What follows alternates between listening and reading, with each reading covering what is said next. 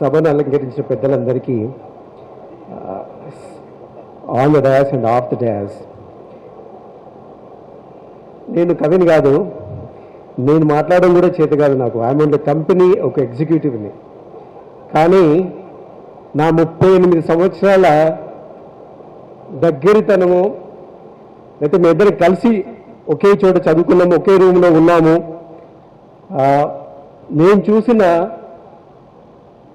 విజయ్ కుమార్ కొద్దిగా ఆయన పడ్డ కష్టాలు, ఆయన అనుభవించిన వేదన అల్టిమేట్గా ఒక రూపంగా, ఒక పుస్తక రూపంగా వచ్చినందుకు చాలా, అంటే ఒక మిత్రుడిగా నేను చాలా చాలా గర్విస్తున్నాను. నేను అంటే సరిగా చెప్పలేనేమో, అందుకే కొద్దిగా రాసుకున్నాను. అది శాతం. వెల్కమ్ రమేష్ రాజా గారు. మీ పేరు నా పేరు ఆల్మోస్ట్ సేమ్, అదే కన్ఫ్యూజ్ అయిపోతున్నారు చాలామంది. నన్ను కూడా సినీ దర్శకులు అంటున్నారు.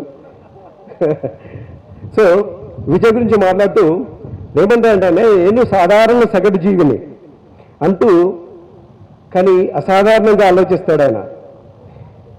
కళలు కంటూనే ఉంటాడు. నేను నా 38 సంవత్సరాల మా ఒకే రూమ్లో పక్క బెడ్లో నేను చూసిన అతన్ని ఎప్పుడూ కళలు కంటూనే ఉంటాడు.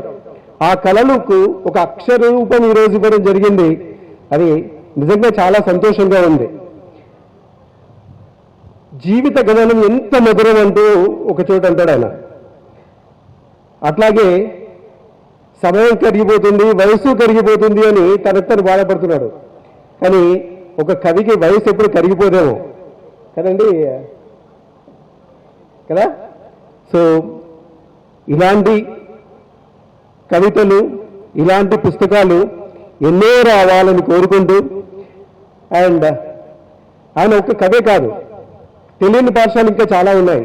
ఆయన ఒక NLP trainer. Is a very good motivator. ఆయన చాలా చాలా సంస్థలకి వాలంటీర్గా మోటివేట్ స్పీచెస్ ఇవ్వడం జరిగింది. చాలామందిని గిరిజన సంస్థలో పనిచేస్తూ ఆ పిల్లలకి ఎంతో మోటివేట్ చేస్తూ వాళ్ళని ఒక స్టేజ్కి తీసుకొచ్చిన సందర్భాలు ఎన్నో ఉన్నాయి. నేను పర్సనల్గా చూడడం జరిగింది. అట్లాగే విజయ్ ఇదొకటే కాదు, ఆయన ఒక చిత్రకారుడు. అది కొద్దిగా ఈ మధ్య తగ్గిపోయింది. అది మళ్ళీ స్టార్ట్ చేస్తే బాగుంటుంది అని నా పర్సనల్ కోరిక. అదే ఆయన ఒక చోట అంటాడు, దీనిలో అంటాడు ఎక్కడంటే, మండు టెండల్లో ఇప్ప పువ్వు పూసే కాలంలో, అంటే ఎండాకాలంలో అడవంతా పసుపు రంగును, అంటే ఆయన చిత్రకారుడు ఆవిర్భవిస్తున్నాడు. సో అలాంటి కవి హృదయం ఉన్న కవి మా విజయ్. ఇలాంటి శత సమీరాలు ఎన్నో రావాలని, శత సమీరాలు కాకుండానే సహస్ర సమీరాలు కూడా రావాలని కోరుకుంటూ సెలవు తీసుకుంటాను. Thank you very much.